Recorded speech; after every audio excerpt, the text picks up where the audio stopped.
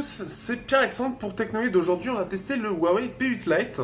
Donc, c'est un smartphone qui est un peu incompréhensible, quand même, pourquoi il est sorti. Alors, si, il y a une raison, mais quand on ne la sait pas tout de suite, c'est un peu compliqué à comprendre. Il faut savoir que le P8 Lite, ça a été sur la version 2015, donc au moment où le P8 est sorti. Le P8 Lite, ça a été un smartphone qui s'est énormément vendu. D'ailleurs, c'est celui qui s'est le plus vendu de la gamme.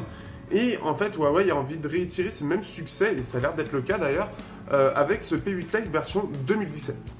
Alors, qu'est-ce qu'il reprend? Il reprend les spécifications du P9 Lite, il reprend une caméra qui est, je ne sais pas exactement laquelle, mais qui est plutôt pas mal, on y reviendra. Il a un lecteur d'empreintes comme les derniers smartphones Huawei, on a un Kirin 655, on a donc le design du Honor 8, et en plus de ça, il faut savoir qu'il s'appelle dans d'autres régions le GR3 Lite et dans d'autres régions encore le Honor 8 Lite. Donc c'est un peu compliqué à comprendre, selon les régions ils ont décidé d'appliquer ce qu'ils voulaient. Et bah, chez nous c'est le P8 Lite, ce qui fait qu'on a le design pour nous en France, le design d'un Honor 8 avec le nom d'un smartphone qui a 2 ans, mais version 2017, on se prend pour à Samsung et Galaxy A5 2017 par exemple. On a les performances du P9 Lite, enfin c'est un mélange tout, hein, et puis hop, ça donne ça. Alors est-ce que c'est mauvais? Non, on va y revenir, mais clairement ça fait beaucoup, quoi. C'est-à-dire qu'on a le P9 Lite qui est le successeur logique avec le P9, etc. Et le P10 Lite qui est sorti avec la succession logique, qui sont d'ailleurs très proches, mais le P8 Lite qui sort entre les deux, ça fait quand même assez étrange. Bon, après ça, il est quand même plutôt pas mal, on va y revenir, mais je trouve quand même que ça reste étrange, et il n'est pas parfait non plus. Je ne sais pas ce que vaut le P9 Lite et le P10 Lite, j'ai pas pu les tester, mais celui-là on va voir un petit peu, et je l'ai comparé un peu au Honor 6X pour voir en termes de performance et tout, et ça on va y revenir aussi.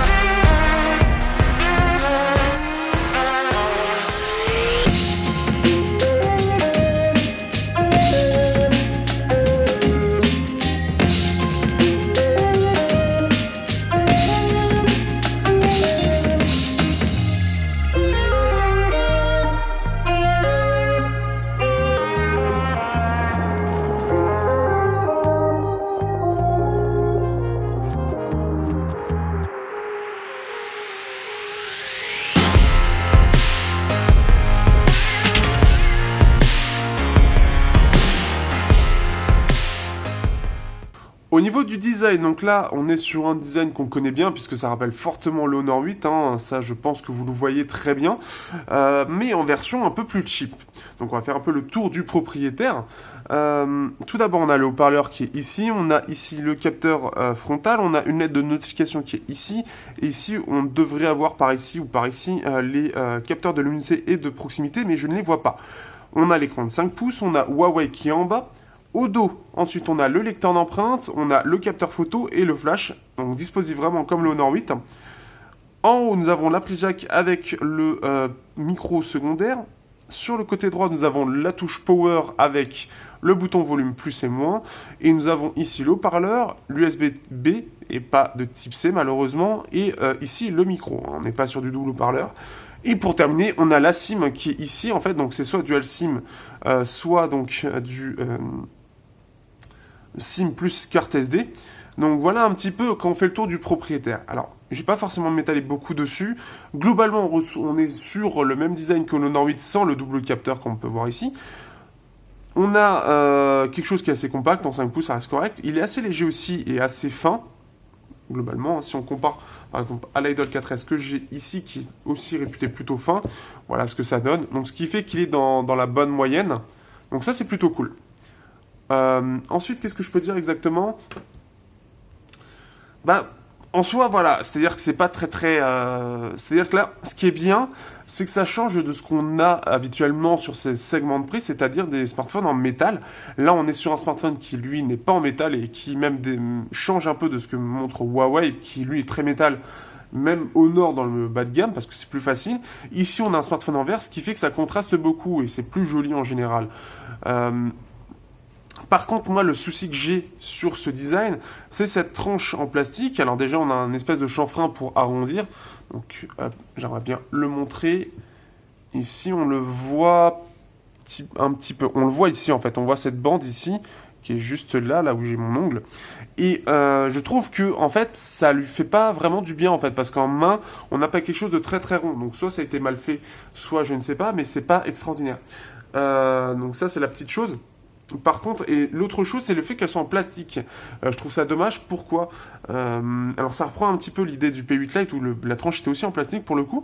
Mais le problème, c'est qu'avec ce design en verre, le fait d'avoir une tranche en plastique, ça le fait pas forcément bien. Et soit autant, c'est peut-être le plastique qui lui est peut-être pas forcément haut de gamme, et ce qui fait que ça se ressent. Soit c'est vraiment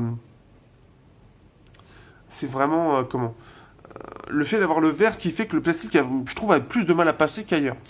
Donc ce qui fait que ça peut vous perturber. Après, en soi, il est quand même bien fini, on peut voir, hein, c'est vraiment bien fait avec l'écran 2,5D. J'en profite aussi pour le lecteur d'empreintes qui lui est plutôt bien placé. Donc si vous utilisez à une main, vous y arriverez sans problème. Et il est plutôt rapide, hein. Il n'est pas extraordinairement rapide, mais il se débrouille plutôt bien, je trouve. Ensuite, à une main aussi, je trouve que c'est correct. On a toujours aussi, en plus de ça, cette partie-là, donc forcément, il faut que ce soit bien placé quand même.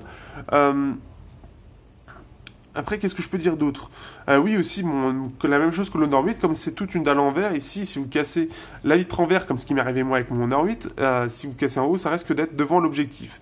Aussi, le traitement n'est pas particulier autour de l'appareil photo, ce qui fait que les traces de doigts, vous risquez d'en avoir aussi autour du capteur, donc ça va être un peu le truc chiant.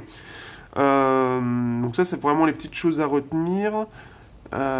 Après voilà, c'est un design qui pour moi j'arrive pas trop à m'étaler dessus parce qu'il reste assez sobre en soi, il n'y a pas de choses particulières. On est vraiment sur un smartphone en verre avec une tranche en plastique, c'est surtout ça en fait, la tranche en plastique qui me dérange, mais qui est plutôt bien finie, il n'y a pas grand chose à dire. On voit justement la laine de notification. Peut-être aussi la partie haut-parleur qui est un peu petite je trouve en termes de dimension, ce qui fait que c'est pas forcément très très joli je trouve. Après elle se voit pas beaucoup en vidéo, mais quand on voit ici en fait ça fait pas très très grand en fait je trouve. Je pense qu'un tout petit peu plus grand ça aurait été mieux. Ça aurait été mieux en termes d'homogénéité. Là je la trouve petite par rapport au reste de l'appareil. Mais sinon voilà, c'est un bon design je trouve qui marche plutôt bien. Après attention aux rayures, il n'y a pas de traitement particulier. Donc n'hésitez pas à mettre au dos comme à l'avant, donc soit une coque, soit une vitre, soit un film de protection pour protéger tout ça, parce que ça risque de se rayer assez rapidement. Au niveau de la surcouche, donc là on est sur une surcouche UMUI 5.0, on va être sur la build ici B115 exactement, sur la version que j'ai. Donc il n'y a pas eu beaucoup de mises à jour apparemment sur cet appareil, et je trouve que l'optimisation est un petit peu moyenne. Alors, pour ceux qui connaissent déjà, on va faire rapidement un petit bilan sur les bons et mauvais points de cette surcouche.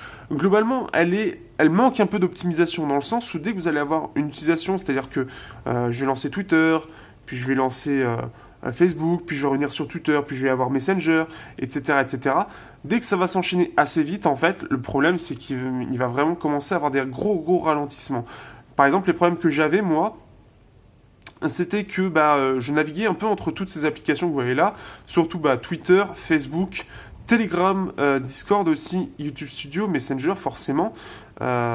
Ensuite, nous avions JVC, Deezer, YouTube, Clash Royale. C'est un peu mon utilisation habituelle. Et autant par exemple le Honor 6X, lui, il encaisse très très bien sans problème toutes ces applications, autant celui-là, il va avoir du mal et au bout d'un moment, en fait, je sais pas exactement ce qui se passe, c'est comme s'il n'arrivait pas à gérer sa RAM et ce qui fait qu'il n'arrivait plus à suivre et ce qui fait qu'il devient extrêmement lent. C'est-à-dire que lancer YouTube, ça va prendre 30 secondes, quoi, réellement. Là, déjà, on peut voir qu'il est un petit peu lent, mais encore ça va. Mais je vais lancer Clash Royale, normalement, comme je ne l'ai pas trop utilisé là, je l'ai allumé que hier, il ne devrait pas y avoir de soucis. Mais après, le souci, c'est vraiment, en fait, plus...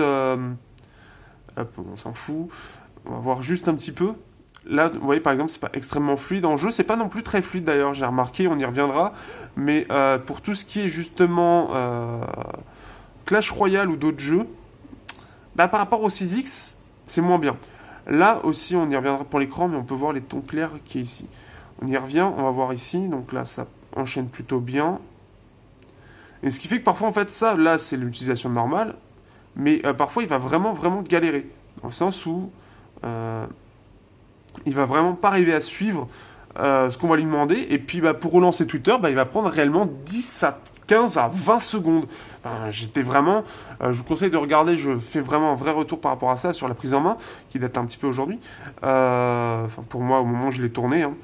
Et ce qui fait que bah, il rame à mort.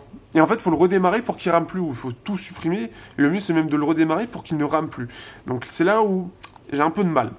Ce qui fait que on se retrouve avec un smartphone qui, au-delà de ça, tourne bien, mais qui est une utilisation moyenne, légère ou moyenne. Les utilisations lourdes ou très lourdes vont être, je pense, il vaut mieux se tourner vers un Honor 6X qui est un peu mieux, alors plus grand certes, et moins original en termes de design, mais qui est beaucoup mieux en termes d'optimisation. Pour ceux qui ne connaissent pas la surcouche, on va faire un retour rapide sur ça. Donc EMI 5.0, donc là vous pouvez voir au niveau des notifications, en gros ce qu'il faut en retenir aujourd'hui, c'est que c'est un mélange entre Android et iOS, on peut voir ici. Donc ce qui fait que comme on est sur du 7.0, bien évidemment on a le multi-fenêtre. Donc avec toutes les applications qu'on veut, hop, voilà. D'ailleurs, on sent qu'il a un petit peu du mal. Je trouve que le Honor 6X gérait un peu mieux de ce point de vue-là. Hop. Donc ici, on a toujours la petite barre ici. Donc on va supprimer l'application. En soi, après, donc, vous pouvez voir, c'est sans bureau. Mais on a la possibilité, si je vais dans style d'écran d'accueil, de choisir soit c'est classique, donc toutes les applications sur l'écran d'accueil, soit en tiroir. Par contre, ça garde forcément ses propres paramètres. Il ne va pas enregistrer ce que vous avez mis, donc il va être par défaut, avec un tiroir d'application. Comme vous pouvez le voir ici. Donc, personnellement, de base, comme j'ai déjà tout de paramétré, bah, je reviens en classique. Ensuite, voilà. On va y revenir aux paramètres.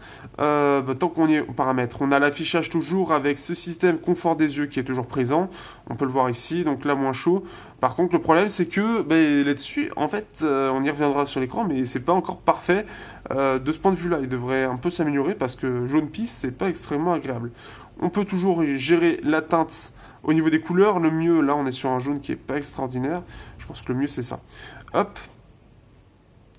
Dans les paramètres toujours, hop, ici, on y revient, on a en fait la possibilité via l'empreinte digitale, on peut choisir visionnage de photos, affichage de panneaux de notification, prise de photos et vidéos, prise d'appel et annulation d'alarme avec le capteur d'empreinte. Et ce qui fait qu'on peut descendre ici, descendre ou monter justement la partie notification, et ça c'est je trouve quelque chose d'assez sympa, on s'y habitue très vite. On peut redescendre une fois pour ça. D'ailleurs, on voit qu'il y a le NFC, donc même pour payer, vous allez pouvoir payer donc en sans contact. Donc, vous voyez, ça le prend en charge. Donc, pour ceux qui seraient intéressés, vous avez cette possibilité. Toujours dans les options, qu'est-ce que nous avons d'autre? Assistance intelligente, donc on a un menu flottant. Alors que j'ai jamais trop d'utilité réellement, puisqu'on a toujours ça qui est affiché, mais on peut locker, on peut nettoyer tout ce qui est ça. Et sinon, après, on a le truc habituel, home, multitâche, etc. Pas très très utile à mon sens. Contrôle par les mouvements, retourner pour couper le son. Alors avec Huawei, en fait, selon les versions de la surcouche, enfin même pas les versions en fait, selon qui développe la surcouche, on n'aura jamais les mêmes options. Et ça c'est vraiment casse-couille. Réellement, pour le coup, le casse-couille est vraiment là. C'est vraiment casse-couille, on sait jamais ce qu'on va voir. Affichage avec écran réduit, donc on pouvait faire ça, et en fait on va voir, voilà, si vous trouvez que l'écran est trop grand pour naviguer, pour certaines choses, eh bien vous pouvez le réduire comme ceci. Changement de clavier, donc pareil pour le clavier en fait, où là le clavier, par défaut en tout cas, va devenir plus petit. Après, moi je mets Google, comme ça je m'emmerde pas, et c'est directement sur le clavier. Appel rapide, commande vocale, appel rapide, oui. Annonce vocale des appels entrants, voilà. Et langue de la commande vocale, on a le français. Après ça, je m'en sers tellement peu que je vous avoue que je ne sais pas. Commande de casque intelligent, donc là c'est en fait le fait de cliquer 3 fois pour avoir plusieurs fonctions au lieu de ce qu'il y a habituellement. Mis en recherche, démarrage, extinction, etc. Ensuite, nous avons identifié un Huawei ID, bon ça c'est classique, les autorisations qui sont directement ici, vous pouvez gérer, donc selon le type d'autorisation. Vous avez la mémoire et le stockage qui est ici, donc l'utilisation de la mémoire RAM que vous voyez ici, donc là c'est juste pour voir, hein, ça sert à rien de la vider. Ici le stockage, donc on peut voir que 6Go55, oh c'est un wagon 655, c'est un wagon qui est 655, alors c'est le 658 sur le P10 Lite, mais 655 qui est 655, moi j'y vois un signe. C'était naze. Dans la batterie, on peut voir les détails d'utilisation comme ceci. Pour voir en fait exactement, vous avez niveau de consommation et matériel et logiciel. Donc on peut voir ici. Hop. On peut voir les applis énergivores. Bon là, il n'y a pas grand chose pour le coup. Qu'est-ce qu'on a d'autre? On peut avoir d'autres modes d'alimentation. L'économie d'énergie qui va limiter en fait l'active en arrière-plan comme ils disent. Et le mode d'alimentation ultra. Est-ce que ça nécessite... Non, ça ne nécessite pas de redémarrage, ce qui fait que vous avez le minimum et donc ça va pouvoir tenir la batterie beaucoup plus longtemps. À savoir que les applications que vous pouvez ajouter, c'est n'importe quelle application, mais sachant que vous serez juste avec le Wi-Fi, données mobiles. Donc vous avez la possibilité, si vous avez une petite utilisation réduite, vous pouvez vous mettre dans cette fonction-là et par exemple pour Facebook ou ce genre de choses, ça permettra d'utiliser que pour ça et donc utiliser très peu de batterie. Donc par exemple pour les personnes un peu âgées, ça peut être très bien comme fonction. Enfin, en tout cas, ceux qui ont du mal avec la technologie. En termes d'application, donc là, on a fait un peu le tour de ce point de vue-là. En termes d'application, qu'est-ce qu'on a? On a donc la galerie, forcément. Galerie assez simple. On a l'appareil photo qui est, lui, classique. On s'y fait. Alors, par contre, il faut connaître les menus à switcher. Ça, on y reviendra sur la partie photo. Donc, appel, SMS, forcément. Ensuite, on a la gestion du téléphone, donc pour ceux qui veulent nettoyer, etc. C'est pas forcément utile pour nettoyer. Par exemple, gestion des flux de données. Si vous voulez que des applications ne se connectent pas à la partie, en fait, la partie 3G ou Wi-Fi, ou avoir un économiseur de données, eh bien, ça vous permet de les gérer ici. Donc ça, c'est plutôt cool. Pour ceux qui ont un forfait type free à 2 € avec 50 mégaoctets et que vous voulez vous connecter pour voir juste une petite info, ça vous permet de gérer qu'est-ce qui se connecte ou pas. Le filtre anti-spam pour ce qui est des appels ou des SMS, donc la batterie, ça on y revient. L'analyse antivirus, ce qui est absolument inutile à moins que vous soyez très très mauvais pour tout ce que vous installez. Gestion des bulles de notification, par défaut tout est autorisé. Au départ c'était pas autorisé, donc là par défaut tout est autorisé, mais vous pouvez en empêcher. Verrouillage des applications, donc si vous voulez mettre justement des applications précises qu'on doit ouvrir avec un code, et nettoyer l'écran de verrouillage. Donc en gros, ça en fait, ce système-là que vous avez ici, dès que vous allez vous mettre en veille, et par exemple Chrome va se fermer. Voilà, c'est ce genre de choses qu'il peut y avoir, qui peut être intéressant pour certains qui sont à fond sur l'économie d'énergie, même si c'est réellement, en réalité, pas très utile. On a aussi les thèmes. Alors là, comme j'ai pas de SIM dans l'appareil, ça va rien montrer. Voilà, d'accord, c'est-à-dire qu'ils en proposent même pas d'autres. Mais si vous mettez votre SIM, en fait, ça vous a proposé d'autres thèmes que vous pouvez télécharger. Musique qui n'a pas changé depuis EMUI 4, voire EMUI 3, pardon. Ce qui fait que voilà, on a juste le seul morceau que j'ai puisque j'utilise Deezer. Mais toujours aussi classique de ce point de vue-là, ça n'a pas changé. Il y a eu 2-3 petites ajouts. On a le lecteur vidéo classique. On a la partie santé qui s'active dès le départ. Là, d'accord. Là, il faut qu'il se connecte. Mais en gros, ça va gérer, comme toute application santé, le nombre de pas, les calories, l'objectif, ce genre de choses. On a l'agenda, le bloc-notes, l'email, iCare qui est pour la garantie. Voilà, si vous avez besoin d'aide. Comme là, on n'a pas de connexion, on ne pourra pas montrer, mais bon, c'est pas forcément utile. TripAdvisor qui nous est imposé. On a ensuite, on a la partie, en fait, explorateur de fichiers. Donc l'horloge météo, calculatrice enregistreur sonore, radio FM, ça c'est aussi bien parce que ça commence à être de plus en plus rare. Lampe torche miroir boussole, la sauvegarde de toutes les applications, la partie téléchargement quand vous téléchargez quelque chose, boîte à outils, paramètres, iGame. iGame, qu'est-ce que c'est? En gros, bon là il n'y a pas le Wi-Fi, mais en gros iGame, ça va permettre c'est des jeux qui vous proposent en fait, donc c'est pas forcément utile vu que nous on a le Play Store, c'est plus pour la Chine, donc c'est un peu utile. Ensuite en jeu, là c'est via le partenariat via Gameloft. Donc Asphalt Nitro, Spider-Man Ultimate Power, Top Jeu et Kingdom, donc classique. Là on a tout ce qui est application Google, Contact, Dillab, bon Dillab ça c'est moi. Donc voilà un petit peu les choses. Donc c'est vraiment en soi une surcouche qui est assez complète honnêtement, mais qui manque d'optimisation, surtout quand on connaît le Honor 6X qui lui est bien optimisé. C'est pas parfait, surtout dans une grosse utilisation. Donc en gros, ça va être plus pour les gens qui ont une utilisation légère moyenne. Je pense que c'est la cible de toute façon de Huawei pour ce téléphone. Mais c'est loin d'être parfait, ça pourrait être mieux. Au niveau de l'écran, on est sur un écran de 5 pouces en Full HD. Donc ça, c'est plutôt bien. Qui a des couleurs, donc c'est un IPS. Donc au niveau ici des angles de vision, c'est plutôt correct. Au niveau de la luminosité, hop, ici, toi tu t'enlèves. On peut le voir, c'est plutôt pas mal. Par contre, par défaut, en fait, au niveau de l'écran, ce que j'ai remarqué, c'est que les tons sont très clairs, en fait. Donc ça, c'est un petit peu le souci. Donc moi, je l'ai mis par ici, un peu vers les rouges, pour avoir quelque chose de bien. Parce que par défaut, en fait, c'est un peu froid, et ça rend les tons assez clairs, et ce qui fait que les couleurs sont un peu fades. Donc mettez-le un petit peu par ici, vous aurez quelque chose d'un peu mieux. L'autre chose, vous avez le confort des yeux. Confort des yeux qui est loin d'être... Enfin, ça te permet toujours... déjà de pouvoir le programmer. Et aussi, justement, en fait, ça va gérer la température de couleur pour pas que ça vous gêne sur le fait que la lumière bleue vous agresse les yeux ou encore le fait que vous n'arrivez pas à dormir. Le problème, c'est que pour avoir une bonne température de couleur au fur et à mesure, le problème, c'est qu'il va de plus en plus vers le jaune, alors que quand c'est fait intelligemment, ça tend après vers le rouge. C'est-à-dire que les deux autres couleurs principales sont enlevées pour que ce soit de plus en plus vers le rouge, pour que ce soit de plus en plus agréable. Là, ils enlèvent pas du tout, ce qui fait que ça vient au jaune et limite c'est plus agressif qu'au départ. Donc, ce qui fait que, voilà, de ce point de vue-là, il faut faire juste attention de ne pas mettre trop fort. Donc ça, c'est un peu dommage. On a aussi augmenté la luminosité au soleil, donc ce qui fait que quand vous êtes en plein soleil, ça va booster un peu les couleurs et notamment le contraste pour que vous puissiez correctement voir au soleil. Donc ça, c'est une bonne chose aussi. Par contre, forcément, les couleurs ne vont plus être les mêmes. Ça va pas être juste. Par contre, justement, au niveau des couleurs, ce qui est bien, c'est que pour une fois, ils sont pas abusés. Au niveau du rouge, on peut voir que le YouTube, lui, ne ressort pas à mort comme par exemple le Honor 8 ou le P9 ou les autres avant. Donc ça, c'est une bonne chose. Et en soi, l'écran est plutôt bon. C'est juste, voilà, vous changez un petit peu la température de couleur, et ce qui fait que vous aurez un écran qui est vraiment pas mal, puisqu'au départ, c'est un peu trop froid. Donc voilà.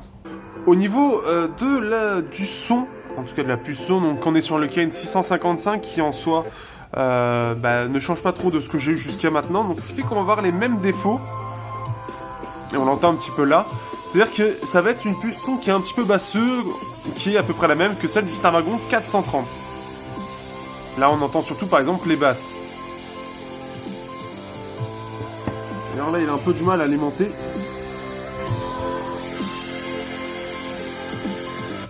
Si on va un petit peu plus loin, on sent vraiment que c'est les basses qui vont être mises en avant. Et c'est ce que veut vraiment mettre le Kirin 655, il est vraiment configuré comme ça. Allez, un peu plus de... On sent vraiment que les aigus sont un petit peu derrière. Donc voilà un petit peu pour l'extrait.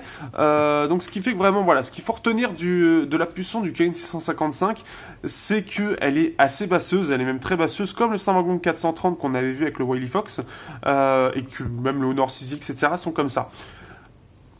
Au niveau des détails aussi, il manque pas mal de détails, ce qui fait que clairement, quand on va être sur quelque chose d'un peu plus milieu de gamme, tel que le Snapdragon 617, le Helio P10 fait mieux aussi. Là-dessus, c'est en dessous, c'est vraiment en dessous des concurrents, c'est vraiment face du Snapdragon 430, c'est la même chose, le même traitement, et ce fait que c'est pas extraordinaire. Au niveau de la partie haut-parleur, on va être sur quelque chose qui... hop. Là, par contre, c'est assez mauvais. Ça m'explose un peu les oreilles. Donc là, les basses sont carrément totalement absentes, hein, c'est-à-dire qu'elles n'existent pas du tout, on l'entend. On a juste les aigus, c'est très très désagréable, les médiums ne sont même pas très très présentes. Elles sont très peu présentes, c'est vraiment que les aigus, ce qui fait que le parleur est pour le coup assez médiocre et vraiment pas bon du tout. Là, on va être sur quelque chose, même à faible volume, c'est très désagréable, ce qui fait que le haut-parleur, faudra passer son tour. Ce sera bien pour des vidéos, mais c'est tout. C'est que même pour des musiques, pour écouter un petit peu, c'est pas du tout fait pour. Si on va écouter un peu, hop, par exemple la pub, là ça passe un peu mieux. Là on a les médias un peu plus présents, mais c'est très désagréable. Enfin voilà. Ce qui fait que voilà, en termes de haut-parleurs, ce sera pas dingue. Aussi à faire attention, parce que sinon ça risque d'être encore pire. Dans le son, vous avez effet SWS du casque. N'hésitez pas, dès que vous allez brancher hop, un jack, de le désactiver, parce que sinon c'est encore pire, c'est encore plus basseux. C'est vraiment pas bon, c'est pas terrible du tout. On va repasser à un point positif, c'est au niveau des photos. Donc là, on a un capteur de 13 mégapixels, je vais vous montrer l'appareil photo, qui est un simple capteur, mais qui est plutôt pas mal. Ce qui fait que ici, on va avoir toutes les photos. On va avoir les photos pro vidéo, vidéo pro HDR, scan de documents, panoramique, light painting, timelapse, ralenti, mise au point intégrale, filigrane, note audio, plus. Donc le plus, si on va chercher, ça va pas être grand chose, je crois. Il doit y avoir peut-être gourmet, parce qu'ils mettent pas tout. En général, c'est juste 2-3 options. Donc gourmet, filigrane, note audio, bah ils sont déjà, donc ce qui fait qu'ils manquent juste gourmet en fait. Je comprends pas l'intérêt de mettre plus, alors que bah, au final, il n'y en a pas plus. Ensuite, normalement ici vous avez les options, donc là on est sur du 12 mégapixels, grille de décomposition, blablabla, on va voir un peu tout ce qu'il y a ici, donc ajustement d'image aussi par exemple. Mais après, bon, ça reste des petites choses en soi, donc il y a des petites options. En termes de photos, donc ce qu'on peut remarquer, on a le mode beauté aussi qui est présent. On a les filtres aussi que vous pouvez trouver ici. Hop. Et donc au niveau des photos, qu'est-ce que ça donne ? Si on regarde ici, hop, on a des photos qui sont vraiment pas mal. Surtout en termes de rendu, il manque un peu de détails. J'ai pu comparer au Honor 6X toujours, en direct avec d'autres aussi. En fait, il s'en sort très très bien au niveau du rendu. Quand on regarde ici, la photo est très belle. Hop. Qu'est-ce qu'il y avait d'autre comme très belle photo ? On a aussi celle-ci qui est très belle en fait, qui met bien en avant l'objet. Par contre, quand on zoome, c'est pas forcément le skate plus détaillé. Mais dans l'ensemble, en fait, c'est vraiment en fait le rendu, le travail qu'ils ont fait qui fait que la photo est vraiment très belle à regarder. Vous pouvez regarder l'album photo dans la description pour vous donner une idée. Mais ce qui fait que c'est plutôt pas mal. Mais dès qu'on va aller chercher les détails, parfois, on sent que vraiment il est en retrait. Même par rapport au Nord 6X, je m'attendais à mieux. Mais en fait, c'est le rendu qui fait énormément sur la qualité de la photo. Et ce qui fait qu'on a vraiment l'impression que c'est super joli. Il y a un beau travail des couleurs. Ce qui fait que c'est très flatteur en fait. Non, là, c'est plus trop des photos. On va retrouver des petites photos, mais j'ai trouvé que vraiment, ils s'en sortaient très très bien.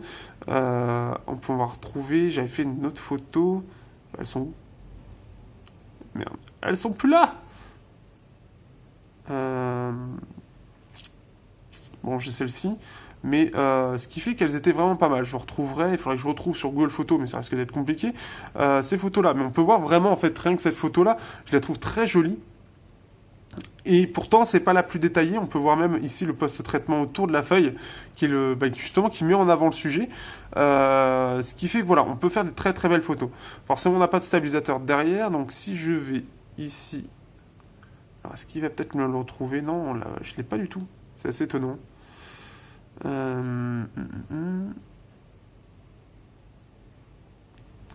Donc ensuite, si on regarde, hop, ici. Ce qui fait qu'en termes de photos, c'est plutôt pas mal. En termes de vidéos, c'est vrai que je l'ai pas fait. Et ça reste correct, ce sera pas ouf, surtout qu'on n'a pas de stabilisateur. Qu'est-ce qu'il y avait d'autre ? Il y avait, hop, ici, que je retrouve en photo selfie aussi, ça se débrouille plutôt bien.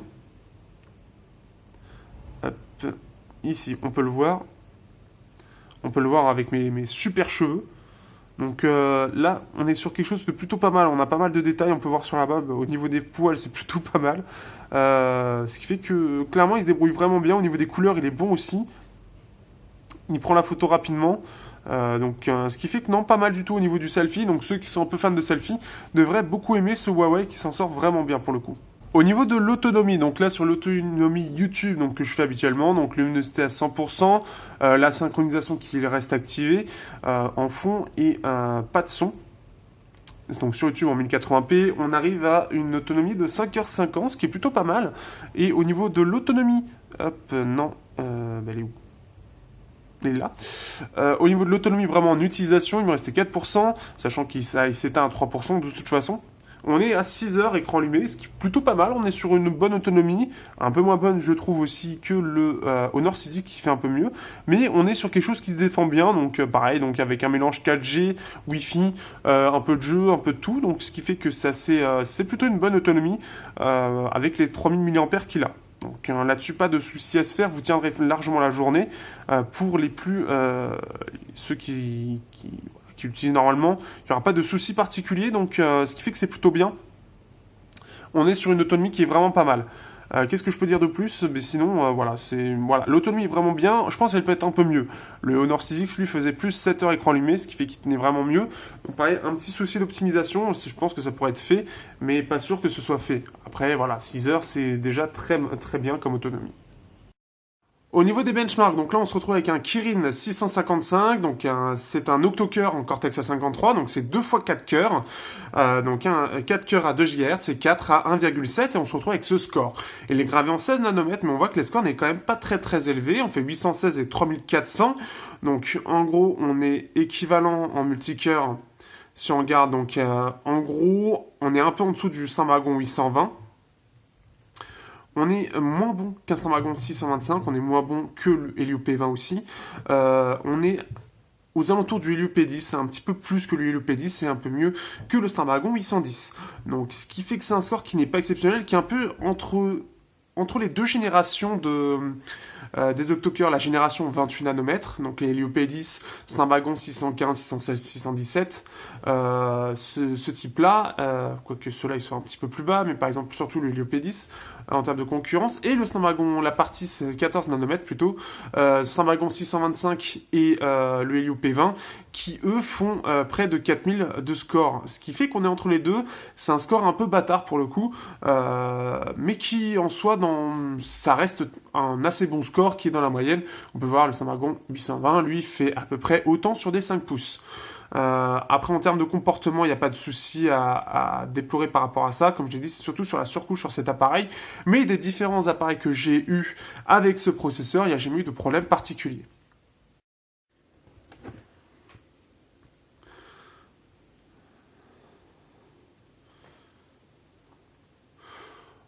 Au niveau du score côté donc GFX Bench, donc là on se retrouve avec un score de 309 frames, c'est pas extraordinaire, on peut le voir, donc après ça c'est après mise à jour, on peut voir donc on perd 9%, donc ce qui fait que c'est pas trop mal. Pour rappel, donc c'est un Mali T830 MP2, là où par exemple Helio P10 lui utilise un Mali T860 MP2, donc c'est moins performant par exemple. Si on y revient, donc là on fait à peu près, donc on oscille de 333 et 309, en gros, selon comment ça chauffe. Donc, ce qui fait que c'est pas des très très gros résultats, mais c'est à peu près dans la moyenne de ce qu'on trouve dans cette gamme de prix. Si on compare avec le Wily Fox Swift 2X, qui est aussi avec un écran 1080p, on se retrouve avec un score qui, globalement, le T830 MP2 est globalement meilleur que le processeur graphique du Snapdragon 430. Donc on peut le voir surtout sur la partie qui nous intéresse, ici, donc le fait que déjà on ait des drivers qui sont de meilleure qualité, mais dans les longues performances, donc on peut voir qu'on a un score qui est extrêmement proche, mais par contre il est un peu mieux au niveau de l'autonomie, sachant que c'est vraiment au niveau des statistiques, enfin des caractéristiques techniques très très proches. Si on compare avec hop ici, non c'est pas ça, voilà ici, on va aller chercher du côté de Mediatek. On va aller voir, alors que normalement on a en France du Meizu. Si on regarde le Meizu, donc Meizu M5, il est avec un MT67. C'est pas celui-là que je cherche, le U10. Il me faudrait le U20, voilà. Le U20, mais c'est pas sur ce bench, c'est sur celui-là. Le U20, donc lui par contre il est en 5.5 pouces, mais par contre, donc globalement il est quand même plus performant, c'est assez étonnant d'ailleurs, parce que pourtant c'est à peu près la même chose, mais si on regarde dans le longue performance, on est un peu moins bon du côté de Meizu, il faut savoir que Meizu est beaucoup aussi dans l'autonomie, on va essayer de regarder du côté peut-être de Vernay aussi, qui gère bien de ce côté-là, on est à peu près sur la même autonomie, si on va, non, hop ici on fait back, on va chercher du côté de Vernay, pour terminer, avec le Vernay Mars notamment, qui est équipé ce processeur graphique, mais il n'y est pas. Ah, bon, c'est dommage. En tête, qu'est-ce que j'ai d'autre?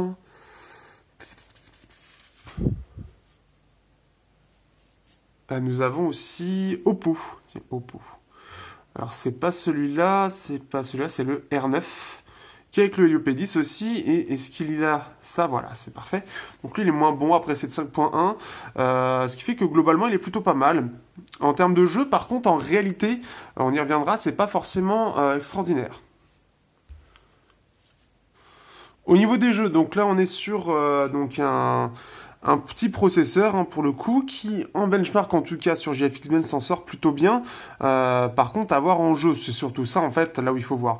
De ce que j'ai vu moi déjà sur Clash Royale qui demande quand même quelques ressources pour que ce soit assez fluide et surtout gérer le nombre de troupes assez conséquentes qu'on peut voir par exemple à l'écran, c'est pas forcément très très fluide. Là on peut le voir un petit peu, il y a des petites saccades, c'est pas extrêmement fluide, notamment voilà, c'est vraiment quand il y a des effets, donc quand il y a l'apparition de nouvelles troupes ou encore quand il y a vraiment beaucoup de troupes sur le terrain, il a un peu de mal à le gérer, ce qui fait que c'est déjà un peu limite. Donc autant sur les benchmarks c'est plutôt bien, autant dans la réalité c'est pas forcément ce qu'il y a de mieux.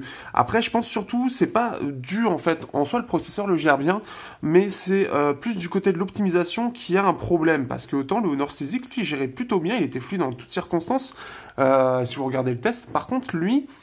je le trouve moins fluide justement, je le trouve un peu plus limité, c'est assez étrange d'ailleurs, parce que c'est vraiment exactement la même ROM en soi, mais les développeurs ont dû se foirer quelque part, on le voit vraiment que c'est pas très très fluide par rapport à ce qu'on voit d'habitude. Donc ça c'est déjà si on a ça sur Clash Royale, qu'est-ce que ça va donner sur d'autres jeux. On se retrouve sur Real Racing 3 justement pour voir ce que ça vaut sur des gros jeux, et forcément sur ce type de jeu ça va être un peu plus compliqué. Déjà on le voit au niveau du départ, c'est pas extrêmement fluide, alors forcément on est sur une petite puce graphique et un écran 1080p, ça n'aide pas. Après, il y a aussi un peu l'optimisation du jeu, mais ça permet de voir, surtout sur les Mali, le souci. Donc, je le rappelle, on est sur un Mali T830 MP2, et là où ça va souffrir un petit peu sur Real Racing, bon, forcément, déjà, il tourne pas à fond, mais c'est sur les effets où dès qu'il va y avoir un peu trop de choses d'afficher, où il va montrer quelques ralentissements. Globalement, après, ça reste plutôt bon, ça reste très correct, mais c'est vraiment là-dessus où ça va afficher quelques petites saccades à certains endroits du circuit. Aussi au niveau de la chauffe, vu qu'il est gravé en 16 nanomètres, forcément on va avoir l'avantage qu'il va très peu chauffer, ça se ressent très peu justement, en plus de ça on a une bande plastique qui va encore plus limiter la sensation de chauffe par rapport à du métal qui a tendance à beaucoup plus conduire la chaleur. C'est plus sur la partie ici, en fait, en haut du téléphone, sur le côté droit, qu'on va sentir un petit peu chauffer, mais ça reste très léger par rapport à d'autres smartphones plus performants. Même par rapport au Snapdragon 617 qui a tendance à pas mal chauffer, même quand sur un Moto G4 Plus qui est quand même en plastique, ça chauffe plus. Là, forcément, la gravure aide beaucoup aussi, mais ça aura tendance à moins chauffer. Donc, ce qui fait que, bon, c'est pas parfait, on peut le voir à certains moments. Pour ceux qui sont les plus exigeants et qui n'aiment pas trop ce type de saccade un peu aléatoire sur le circuit, ça risque de déranger. Pour moi, de mémoire, c'est un peu moins fluide que l'Honor 6X, mais ça reste très correct. Après, forcément, peut-être avec des mises à jour, ça permettra d'améliorer un petit peu l'optimisation de tout ça. En tout cas, il faut l'espérer. On va voir sur un jeu qui lui demande beaucoup plus de performance, on devrait voir les limites de Mali T830 MP2 sur Unkilled. Donc là justement, donc là on va voir. Donc là au niveau des effets, au début c'est toujours un petit peu comme ça. On va voir un petit peu sur la suite si ça arrive à bien gérer au niveau de la fluidité, mais ça a l'air d'être bon. Ce qui est intéressant de savoir, c'est que les performances entre un Mali T860 et un Mali T830 sont extrêmement proches, donc je ne sais pas exactement où sont les différences, surtout qu'en jeu, les limites sont très peu perceptibles. C'est ça qui est assez étonnant, donc c'est ça qui est... On va voir un petit peu, mais c'est assez étonnant d'ailleurs, ce qui fait que c'est un bon choix du côté de Huawei, d'avoir choisi ce petit processeur graphique, puisque ça lui permet de faire des économies en payant un processeur graphique moins cher, mais qui reste... dans la réalité aussi performant. Bah oui, parce qu'en fait, comme les jeux doivent s'adapter à un maximum de processeurs, forcément, eh bien, il va être aussi adapté forcément sur ces petits processeurs et les différences vont être extrêmement peu perceptibles. Donc en soi, c'est un bon choix et on peut le voir ici que même là au final, on va voir sur la fin, que il n'y a pas de souci en fait, c'est tout à fait fluide. Là on peut le voir, hein, vraiment... il gère sans problème, il n'y a pas de problème de saccade ou quoi que ce soit. C'était plus le Snapdragon 430, je crois, qui avait ce type de problème. Comme quoi, les benchmarks, ça fait pas forcément tout. Et là où il faudrait revoir le Wily Fox, je me rappelle plus très bien. Mais je sais que certains appareils qui étaient à peu près dans cette même configuration avaient plus de mal. Alors, que penser de ce Huawei P8 Lite 2017 Eh bien... je suis un petit peu mitigé. Globalement, c'est bon. Mais je suis mitigé par certaines choses, notamment déjà par l'ensemble, c'est-à-dire sortir le P8 Lite 2017 entre le P9 Lite et le P10 Lite, qui en soi est très proche du P9 Lite et du P10 Lite. On va surtout noter l'absence de l'USB type C, ainsi que de la charge rapide. C'est surtout les deux grosses choses. Par rapport au P9 Lite, je ne sais pas si le stockage, il y a une différence de stockage, je ne suis pas sûr. Mais en soi, c'est un peu étrange quand même, parce qu'on a un Honor 8 Lite en fait. Ce qui fait que il est en termes de trucs qui est plutôt sympa, c'est-à-dire qu'on est déjà sur le 5 pouces avec un octo-cœur qui est assez performant, avec un bon appareil photo, le capteur d'empreinte lui fonctionne bien avec quelques petites fonctions qu'on commence à avoir l'habitude de voir et qui est rare hein, déjà, ça commence à se répandre mais difficilement. On a 7.0 aussi, donc ça c'est aussi une bonne chose. Mais dans les petites choses qu'on peut noter plus dans les défauts, là ça va être du côté de l'écran. L'écran est plutôt bon globalement, mais on va avoir ce côté un peu trop éclairé, donc il faut revoir un petit peu les couleurs. Ça peut se faire manuellement, mais je le trouve qu'il a des tons un petit peu trop clairs. Sinon, qu'est-ce qu'il y a d'autre? Il y a surtout l'optimisation globale. On peut le voir en fait un petit peu dans les jeux, ça va se voir dans certains jeux, notamment comme je l'ai montré dans Clash Royale, mais aussi dans la vie de tous les jours, du moins avec mon utilisation précise. On va voir que le problème c'est que si vous êtes un petit peu trop sur une utilisation lourde, eh bien, ça va se ressentir à l'utilisation, dans le sens où il va avoir des ralentissements inexpliqués, ou encore ça va être vraiment des ralentissements, et ça va être surtout au niveau de la RAM, au niveau du multitâche. C'est-à-dire que dès que vous allez lancer certaines applications, après être sorti par exemple de l'appareil photo, ou quoi que ce soit, mais ça peut être très long. Je me souviens qu'à un moment donné, pour ouvrir l'appareil photo, après avoir lancé Clash Royale, etc., j'ai mis littéralement, réellement, 10 secondes. J'étais là, et puis en fait l'interface s'est un petit peu montrée dans le sens où j'avais un écran noir, et rien pendant 10 secondes, j'ai attendu, et enfin l'appareil photo s'est affiché. Et en fait, malgré ça, il restait quand même un peu lent à l'utilisation. Donc ça, c'est vraiment des problèmes d'optimisation, puisque sur l'Honor 6X, je n'ai jamais eu ce type de problème. J'ai eu un seul bug qui arrivait une seule fois, et ça s'est jamais reproduit, mais en plus de ça, c'était sur une bêta. Globalement, l'Honor 6X se comporte mieux dans la vie de tous les jours. Ça, c'est la chose à noter. Il est aussi un petit peu moins autonome que le 6X, alors que la batterie sont assez proches, mais un tout petit peu moins. Malgré ça, on a quand même une bonne autonomie, ce qui est plutôt une bonne chose. On a une bonne compacité aussi pour du 5 pouces, ça reste très correct. Et ce qui est bien aussi, en fait, les gros avantages qu'on a sur ce téléphone, c'est qu'on a le lecteur d'empreintes, un design en verre, ce qui est extrêmement rare, un bon appareil photo. En fait, on a un bon équilibre. Honnêtement, on a vraiment un bon équilibre. En concurrent direct, qui sont un peu différents, j'ai le Walifox Swift 2X, qui est assez proche, qui lui embarque donc du USB type C, un 5.2 pouces Full HD avec une batterie aussi de 3000 mAh, un bon capteur d'empreinte aussi. Par contre, ce qui lui fait défaut, c'est l'appareil photo, là où il est plutôt réussi. Ce qui est assez rare, c'est d'avoir justement un appareil photo réussi sur cette gamme-là. L'Honor 6X fait honnêtement mieux, pour avoir pu comparer, il fait honnêtement mieux, mais le rendu des photos du Honor, du Huawei P8 Lite sont quand même assez sympas, dans le sens où les couleurs sont un peu plus chaudes, et il y a un rendu un poil plus flashy quand même, qui fait que si on zoome pas, si on cherche pas dans le détail précis, pour donc tout ce qui est photo Facebook, Instagram, etc., clairement, il a son atout, il a un réel atout, et ce qui fait que certaines photos sont assez wow. Dernière chose, et ça c'est lié à beaucoup d'appareils qui sont liés au Snapdragon et au Kirin, c'est la puce son, la puce audio qui elle est assez limitée et qui va privilégier les basses. Il va manquer en termes de scène sonore et surtout en termes de détails, c'est là où ça va vraiment avoir du mal. Ce qui fait que sur des casques un peu intéressants ou des intrants un peu intéressants, il va très vite montrer ses limites. Et surtout pour des intros ou des casques qui sont déjà assez basseux, ça va en rajouter encore plus. Donc attention quand vous voulez faire ce choix, qu'est-ce que vous voulez choisir? Bien sûr, dans les défauts de tout ce que vous avez sur les designs en verre, bien sûr c'est les traces de doigts, il se raye aussi assez facilement, forcément le traitement reste très léger sur cette gamme de prix, donc faites attention à ça.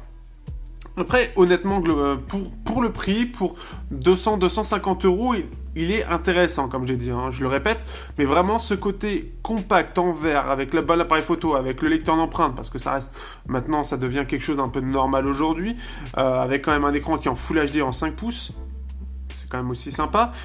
C'est plutôt pas mal. Franchement, il y a une bonne chose. À savoir aussi que pour ceux qui sont fous du paiement sans contact, le NFC est présent. Ça, c'est aussi le petit truc aussi qui commence à se généraliser, mais qui reste encore assez rare. C'est quelque chose qui est encore un petit peu mal implanté en France, mais qui commence à l'être. Donc pour ceux qui voudraient payer en sans contact ou faire d'autres choses, eh bien, il est quand même présent, ce qui est quand même assez sympa. Sur le Honor 6X, je ne crois pas qu'il y soit. Voilà un petit peu ce que je peux dire sur ce téléphone.